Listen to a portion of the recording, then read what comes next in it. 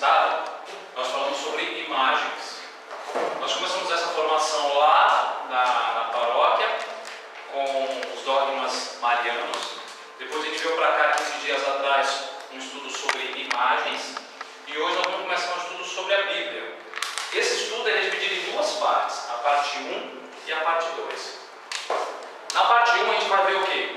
O que é a Bíblia, a inspiração, o modo da inspiração, o funcionamento psicológico da inspiração, origem e formação da Bíblia, a tradição oral e a tradição escrita, os intérpretes, são os profetas e os sábios, a nova tradição da era cristã, as epístolas católicas, o cânon sagrado, a igreja venera as Sagradas Escrituras e leitura da Sagrada Escritura.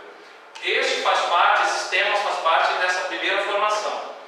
Na formação 2 sobre a Bíblia, nós vamos ver sobre a exegese católica, protestante e rabínica, e sobre a hermenêutica da Bíblia. Então, daqui 15 dias, nós vamos entrar na segunda parte. Hoje, nós vamos entrar nesses assuntos. O que eu peço, como são bastantes assuntos que nós vamos partilhar, que as dúvidas, as perguntas, fiquem lá no final. A gente reserva uns 15 a 20 minutos no final, e aí vocês podem ir anotando alguma questão de algum tema, e a gente procura tirar as dúvidas que aparecerem. Ok? Então, primeiro, nós vamos entender um pouco sobre o contexto bíblico. Né? A Bíblia é um livro difícil porque é antigo. Foi escrito por orientais que têm uma mentalidade bem diferente da grego-romana, da qual nós descendemos. Então, por isso que muitas pessoas falam assim: eu leio e não entendo.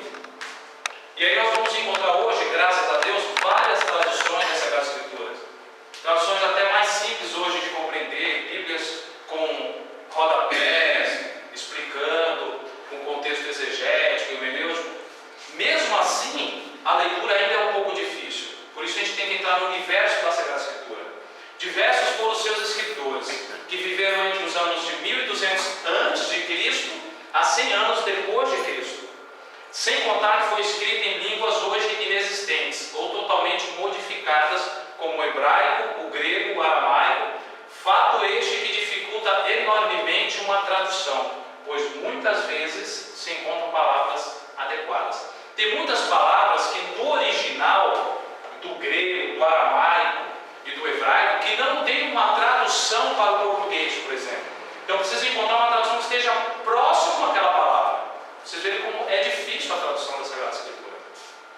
Além do mais, a Bíblia é um livro inspirado, e é muito importante saber entender essa inspiração, para aurir com proveito e mensagem em suas palavras. Dizer que a Bíblia é inspirada não quer dizer que o escritor sagrado foi um mero instrumento nas mãos de Deus, recebendo mensagem ao modo psicográfico. Ou seja, quando a gente fala que a Sagrada Escritura foi uma inspiração de Deus, não quer dizer que o agiógrafo, que é o autor sagrado, ficou em transe, por exemplo, um psicográfico que vai lá e não é isso. Deus utilizou de homens daquela época, com a mentalidade daquela época, porém, por inspiração de Deus. Quando a gente fala que a Sagrada Escritura foi escrita por inspiração, estamos dizendo que ela é ausente de qualquer erro, mas usou de linguagem humana. Bem? Entre os católicos, o interesse por conhecer a Bíblia praticamente começou após o Concílio Vaticano. O Concílio Vaticano II foi em 70, 60, durou mais de 7 anos. Nós vamos estudar sobre o Concílio Vaticano II. Porém, antes do concílio, o católico não pegava a Bíblia para ler. Ele começa a ler depois do Concílio Vaticano II. Nós vamos entender esse contexto quando estudarmos o Concílio Vaticano. Vale salientar que uma série de enganos podem advir de uma interpretação bíblica literal. Porque uma interpretação ao pé da letra não revela o sentido mais adequado de todas as palavras. Ou seja, quando nós pegamos as Sagradas Escrituras e queremos entender ao pé da letra, toda vez nós vamos errar.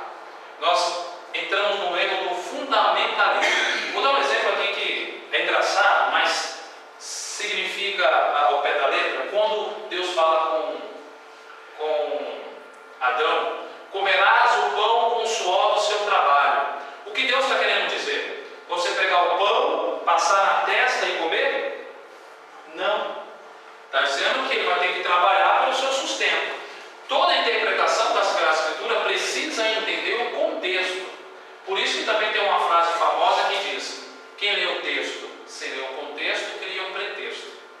Então a Bíblia nós não podemos ler ao pé da letra. Então nós vamos entender o que é a Bíblia. Segundo o Concílio Vaticano II, a Bíblia é um conjunto de livros que, tendo sido escritos sob a inspiração do Espírito Santo, tem Deus como autor e como tais foram entregues à igreja. O que é testamento?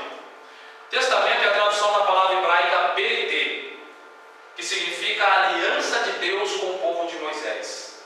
Na tradução dos 70, a palavra berité foi traduzida para diateké, que em grego quer dizer aliança, contrato, testamento. Por isso nós temos o Velho e o Novo Testamento.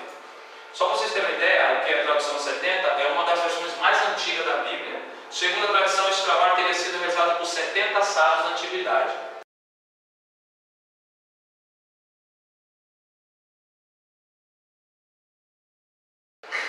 O que é inspiração?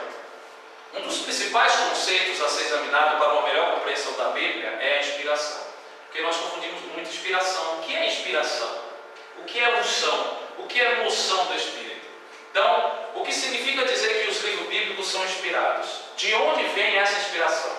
Até que ponto o que é escrito representa a mensagem de Deus ou do agiógrafo? Toda vez que eu falar agiógrafo, eu estou dizendo do autor bíblico. Quem escreveu a Bíblia se chama agiógrafo. Ao longo da história, os estudiosos procuraram esclarecer este conceito básico. É claro, sempre houve divergências entre eles. Todo o contexto da Bíblia, gente, desde quando começaram as traduções, sempre houve divergência, por causa do hebraico, do aramaico, que não tinha uma palavra nas outras línguas. Então sempre surgiu algum tipo de divergência. Isso é simples. A inspiração é a aprovação de que a igreja dá ao livro. O fato está colocado no canão, que é a garantia da própria inspiração. Essa tese foi defendida por poucos e não teve grande aceitação no meio católico. Só São Tomás de Aquino, quem já ouviu falar de São Tomás de Aquino? Doutor da igreja, ele que teve a melhor explicação para tudo isso. Ele que falou que tudo que está na Bíblia é inspirado, embora nem tudo seja revelado. Ou seja, tudo que Deus inspirou o homem não tem erro, mas nem tudo foi revelado. Por quê? O Antigo Testamento é história. O Novo Testamento também é história. História de um povo. O povo judeu. Então, foi toda a inspiração de Deus. Tudo que está escrito não tem erro, é ausente de erro. Porém, nem tudo foi revelado, porque foi história. Então, a Sagrada Escritura, além de ser a poderosa palavra de Deus, também contém história. História de um povo. Quem é esse povo? O povo de Deus. E Deus inspirou homens a escrever, porém, toda aquela história significa algo para nós. Todo o contexto sagrado tem um contexto importante para a nossa vida hoje. Por isso que na segunda parte desse estudo, quando a gente vê exegese, nós vamos fazer uma ligação de Antigo Testamento e Novo Testamento. E fazendo essa junção, conseguir trazer o significado da Sagrada Escritura para nós hoje. Porque tem pessoas que querem fundamentar uma pregação, por exemplo, e usam trechos da Sagrada Escritura lá do Antigo Testamento para fundamentar uma verdade hoje. Isso não pode. Isso não pode. O que foi escrito para aquela época é uma coisa. Quando nós queremos trazer um contexto bíblico para o dia de hoje, nós temos que respeitar muitas coisas. Entender por que aquele agiógrafo escreveu aquilo, em que tempo ele escreveu aquilo, o que o povo estava passando naquele tempo. E aí entra o funcionamento psicológico, que é o campo do Lucas, que será o nosso psicólogo. Na confecção destes livros, a questão da inspiração é que o autor estava iluminado pelo Espírito Santo para dizer o fato corretamente, sem poder errar no julgamento, embora ele não seja consciente disso. A ação do Espírito está sendo exercida no seu intelecto. Ou seja, Deus está agindo no homem, nas suas faculdades, respeitando a sua história. Então, quando o agiógrafo escreveu, Deus respeitou o intelecto dele. Por isso que nós vamos encontrar, e as pessoas muitas vezes nos perseguem, você serve a um Deus que mandou matar crianças lá no Antigo Testamento, um Deus que se vinga, um Deus que faz isso. Nós temos que entender a linguagem bíblica, porque Deus usa da faculdade humana. Uma consequência direta da inspiração é o dom da inerrância, o que eu tinha dito. Não erra. O agiógrafo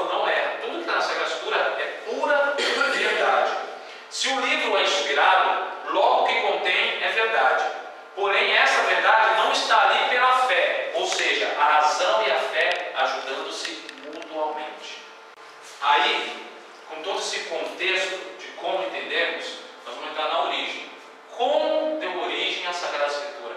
Como que foi formada a Bíblia? Para vocês terem uma ideia, o período de história da formação da Sagrada Escritura situa-se entre 1100 anos antes de Cristo a 100 anos depois de Cristo. O último livro foi o livro de Apocalipse, 100 anos depois de Cristo. Mas a Bíblia já começou a ser formada 1100 anos antes. Quando os hebreus chegaram a Canaã, já havia na terra um certo desenvolvimento literário, como por exemplo o alfabético fenício. Existia um tipo de alfabeto que eles encontraram agora, muito tempo depois, nas cavernas, alguns escritos. Outro documento também muito antigo é o sarcófago do rei Hiram, que contém uma inscrição e foi encontrada no século 14 e 15 antes de Cristo. Vocês terem uma ideia. A parte mais antiga da Bíblia remota justamente esse tempo, 1100 anos de Cristo, quando a escrita ainda não estava bem definida e é oral. Como que foi formada a Bíblia? Era passada oralmente os ensinamentos. O pai passava para o filho passava para o neto passava para o filho dele. Foi assim que foi sendo formada a Sagrada Escritura. Ela não foi do nada escrita, mas foi antes de mais nada oral. O pai contava como que foi a história de Moisés, porque não tinha um alfabeto ainda desenvolvido, a arte literária ainda não tinha na época. Então ela foi passando de geração para geração. Mas, e antes deles, antes de Abraão, passaram a história da criação do mundo. Por isso se afirma que a parte mais antiga da Bíblia é o Cântico de Débora, no livro dos Juízes. Quem já leu o livro de Débora? Quase ninguém, ou ninguém, né? Já leu? Tem gente que nem sabe que tem esse livro na Bíblia. Sabia não, né? Como dissemos, essas histórias iam sendo passadas oralmente de pai a filho. Acontece que nem todos iam para os mesmos santuários, o que motivou a existência de pequenas diferenças na catequese do norte e do sul. A forma oral, então, já para vocês, no Nordeste tem uma cultura. Aqui em São Paulo tem outra cultura. Lá no Nordeste tem alguns vocábulos que nós não usamos aqui. Como no Rio também tem, como em Minas também tem. Então, o povo que ficava no sul falava uma linguagem. O povo que estava no norte falava outra linguagem. Então, dessas linguagens, dessa tradição oral, surgiram duas tradições, que é a javista e a eloísta. A javista chama Deus de Javé e a eloísta de Eloi. Nós vamos encontrar as duas traduções na Sagrada Escritura. Falamos das duas tradições, uma do norte e outra do sul, como já tinha a tradição oral e a tradição escrita. A partir de Josué, a tradição continuou oral, para ser escrita somente por volta de 550 anos antes de Cristo. Veja, ela começou a ser formada 1100 anos antes, mas de forma oral, falada. Só em 550 anos antes de Cristo que ela começou a ser escrita. Então veja o período. Vamos colocar mais ou menos aí 550 anos também, né? Vou colocar. É pouco tempo? Muito tempo. E ela foi passada de forma oral. Pode ter se perdido muita coisa? Pode. E aí nós vamos entender o que é inspiração. Nós vamos entender que perderam-se muita coisa na história, mas o que foi escrito por inspiração é o que é necessário para a nossa salvação. Isso que é a diferença de inspiração, quando a gente fala de agiógrafo. Aí fala assim, e foram escritos do modo como o povo contava. Por isso não se sabe dar a mesma importância histórica aos fatos descritos nesses livros, em relação a outros posteriores, pois alguns fatos narrados foram baseados na tradição popular, enquanto que outros baseados em documentos de arquivos, anais do rei. Se vocês forem ler Reis, Segunda Reis, na construção do templo de Salomão, ele vai falar desses anais do reino, que eles encontraram escritos e eles juntaram no templo, e aí esses anais agora estão sendo usados para a formação da escritura. Os profetas e os sábios. Durante muito tempo, os profetas foram os orientadores do povo de Deus. Os livros proféticos resumem os seus ensinamentos, e na sua maioria foram escritos só mais tarde, por seus seguidores. Somente por volta de 200 anos antes de Cristo foram redigidos os livros proféticos. Quais são os livros proféticos? Quem sabe me dizer? Os proféticos eles começaram a ser escritos 200 anos antes de Cristo. Passados os profetas, surgiram os sábios, que raciocinavam sobre as coisas da natureza e tirando delas ensinamentos para a vida. Foram acrescentados aos livros sagrados dos últimos séculos, sendo mais recentes no Antigo Testamento. Bom, a nova tradição da era cristã. Nós vamos falar dos evangelhos agora. Falar dos evangelhos. O Evangelho de Marcos, o primeiro a ser escrito, anota aí, o primeiro evangelho a ser escrito foi o livro de Marcos, o Evangelho de Marcos. Data do ano de 60 ou 70 depois de Cristo. Então o livro do Evangelho de Marcos foi o primeiro evangelho a ser escrito por volta de 60, 70 depois de Cristo. O de Lucas e Mateus são de 70 ou 80 depois de Cristo. O que significa que somente após uns 40 anos da morte e ressurreição de Jesus foi que o evangelho começou a ser escrito. O evangelho de João só foi escrito em torno do ano 100 depois de Cristo. Antigamente se acreditava que Mateus o autor do primeiro evangelho, mas a crítica histórica mostra que Marcos foi anterior. Ou seja, o evangelho de Marcos, Lucas e Mateus, ele foi escrito entre 70 e 80 depois de Cristo. E o evangelho de São João, bem como o Apocalipse, 100 depois de Cristo pelo evangelista João. E as cartas, que são as cartas católicas, apostólicas de Paulo, foram enviadas para serem lidas em público. Em 1 Tessalonicenses 5, 27, há uma alusão a isso. Havia também o intercâmbio das cartas, como para... Fica diferente. Aos poucos as cartas foram colecionadas. No fim do primeiro século, já se tem notícia delas, quando em 2 Pedro 3,15 se lê: nosso irmão Paulo vos escreveu conforme o dom que lhe foi dado. As cartas de Paulo foram os primeiros escritos do Novo Testamento.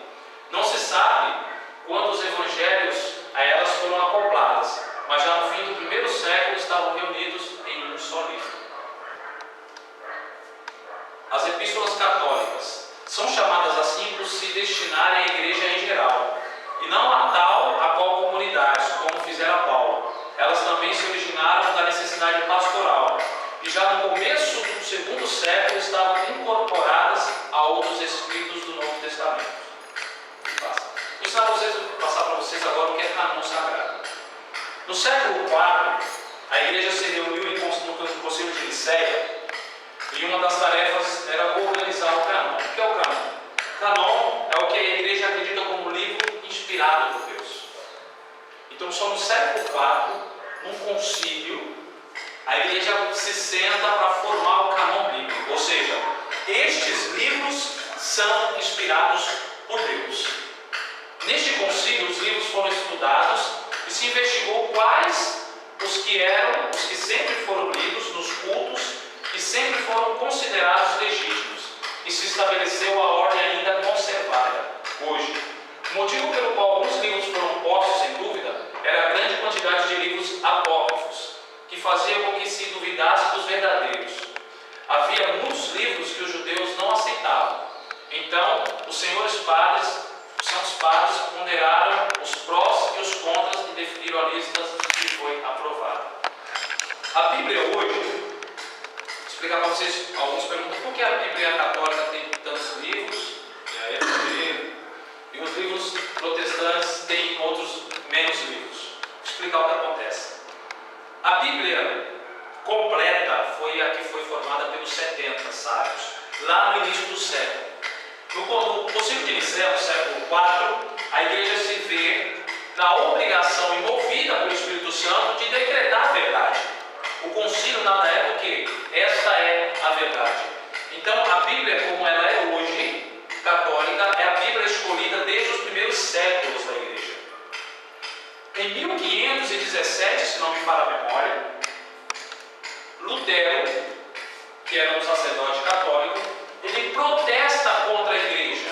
Ele levanta 95 teses contra a igreja. Ele se revela contra a igreja. Se rebela contra a igreja. E ele faz essa divisão agora. E nós sabemos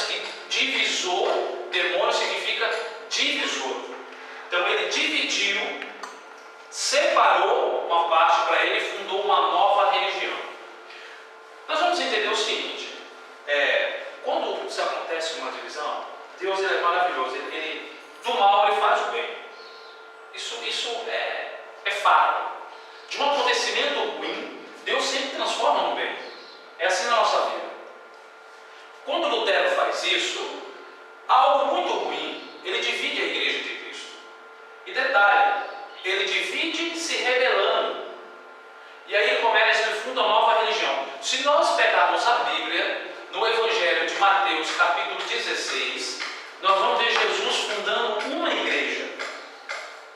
Ele fala: Pedro, tu és pedra, e sobre ti edificarei a minha igreja. Ou seja, ele funda uma igreja em Pedro. O que significa Papa? Pedro, apóstolo, príncipe dos apóstolos. Cristo funda uma igreja em Pedro. Então, Pedro, na ressurreição de Jesus Cristo, no barco, Jesus pergunta para Pedro 3 vezes: Pedro, tu me amas? Pedro fala: sim, amo, Senhor, apacenta minhas ovelhas. Cristo está confiando a Pedro o papel do Papa: apacenta minhas ovelhas. 3 vezes ele fala isso. Algumas pessoas fazem alusão às 3 negações de Pedro. Pedro precisava ser curado da negação, porque ele ficou com o coração muito doído, e Cristo fala para ele 3 vezes: tu me amas, dando oportunidade de Pedro ser curado. Mas ao mesmo tempo, Jesus está confiando a Pedro o papel de Papa.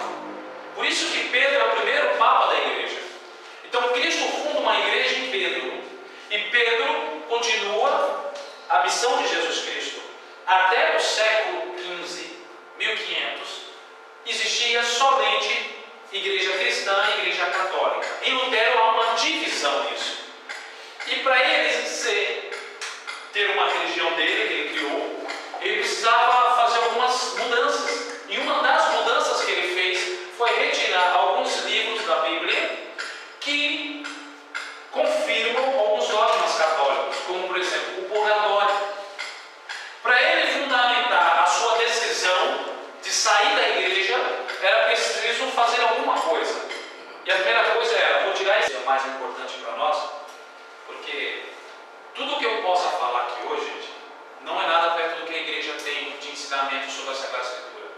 O que eu estou preocupado em passar para vocês é um pouco do que é a Bíblia, do que como foi formada. Tanto que eu poderia muito bem fechar o notebook, desligar e falar para vocês, contar a história da igreja. Eu quis trazer esses escritos conforme está nos documentos da igreja. Eu fiz questão de trazer exatamente como está escrito, para que vocês tenham esse contato com o documento da Igreja Católica. Mas não é nada perto. Eu fiz 16 slides. Nos documentos da igreja, em um só documento tem 224 páginas. Em um só que fala de Bíblia. Na Constituição Dogmática de Inverno do Concílio Vaticano II, que eu enviei para alguns ontem no e-mail, essa tem 18 ou 16 páginas. Eu consegui colocar em 3 slides. Então vocês terem uma ideia de quanto tem de informação sobre a questão da Bíblia. É muita coisa. Então eu falei um pouco rápido esse início. Algumas pessoas talvez não tenham pego pela rapidez. Outros conseguem assimilar mais fácil. Só que isso é um pontapé. Toda essa nossa formação é um pontapé. Tem que sair daqui com aquilo no coração. Eu preciso aprender mais sobre a formação da Bíblia.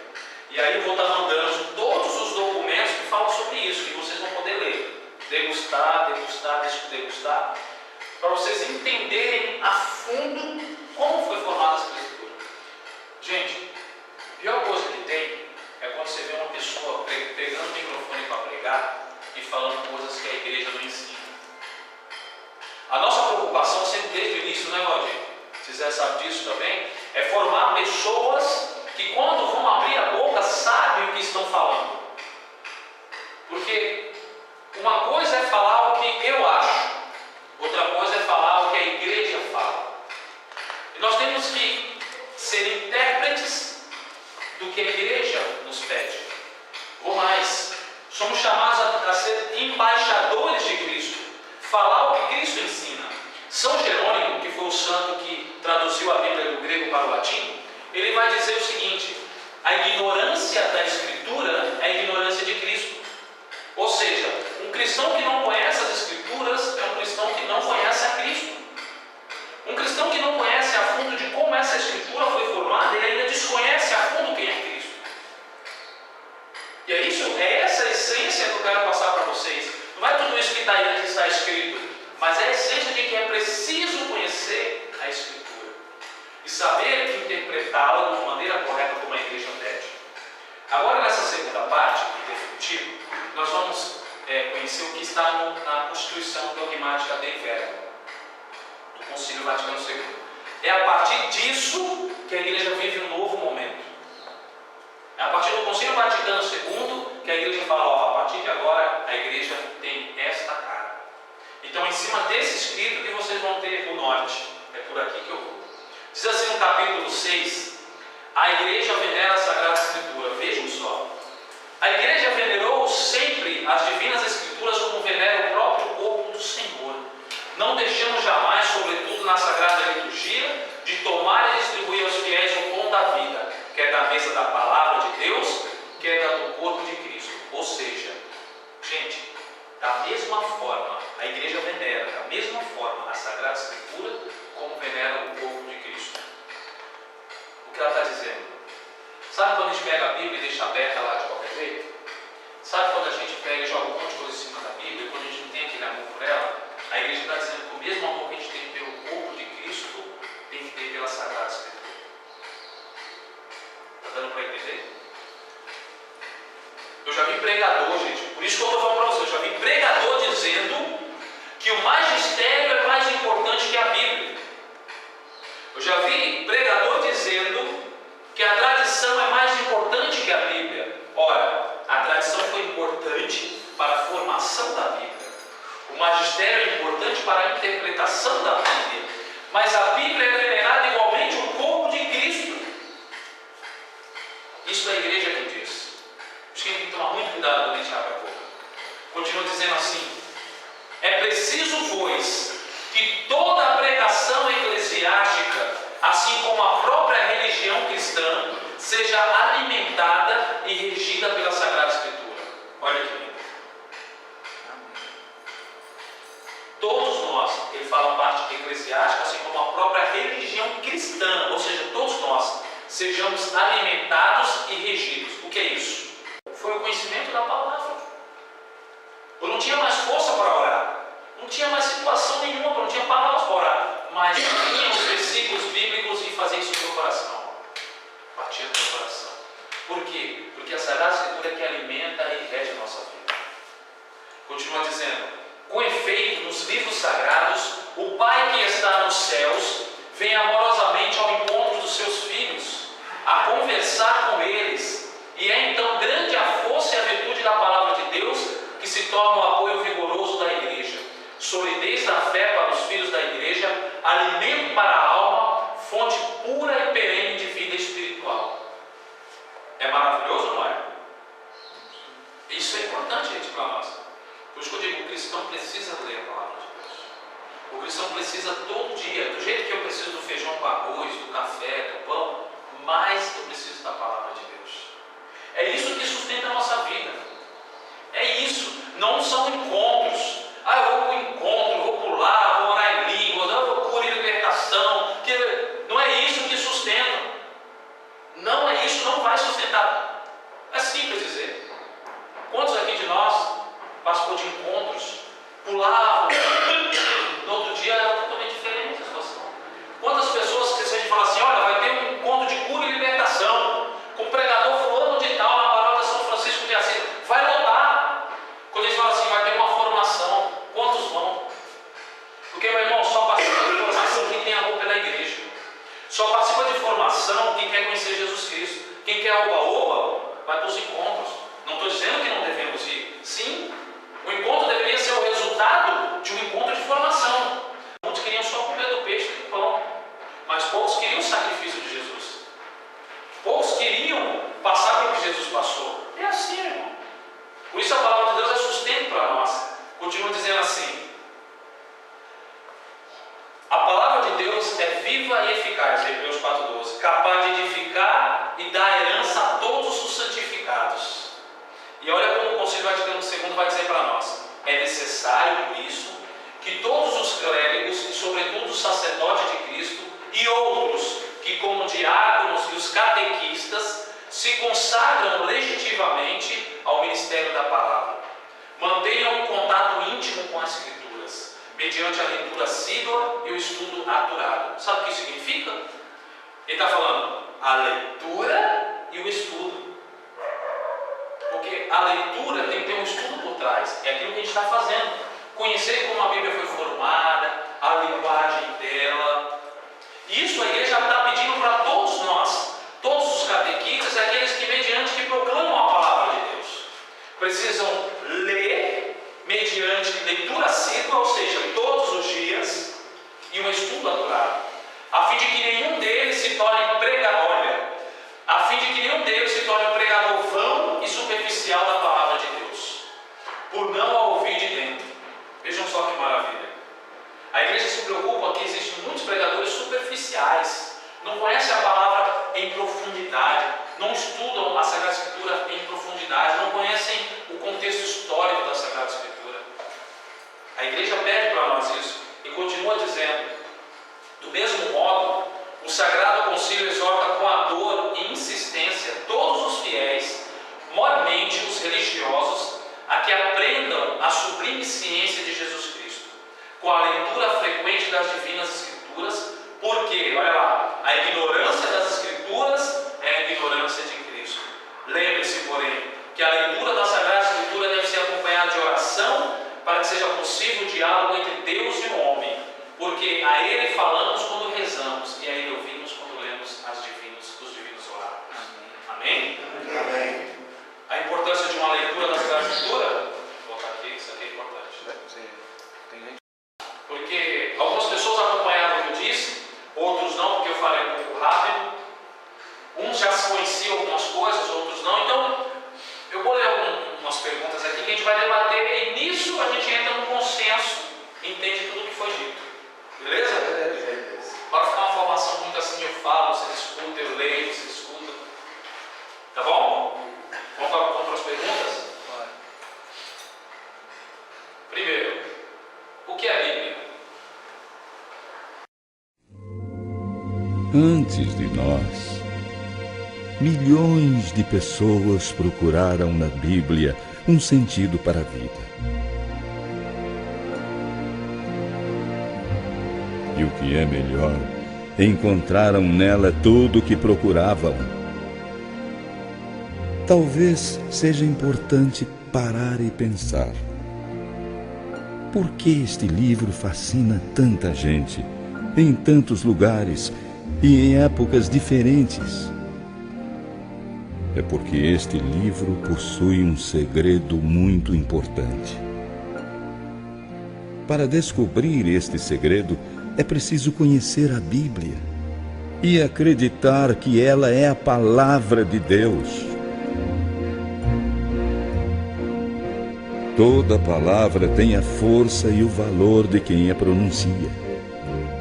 Se a palavra humana pode errar e enganar, a palavra de Deus não erra, não engana. Ela é sustentáculo seguro para quem nela se agarra, pois é através da sua palavra que Deus responde às perguntas do nosso coração. A palavra de Deus é eficaz e viva.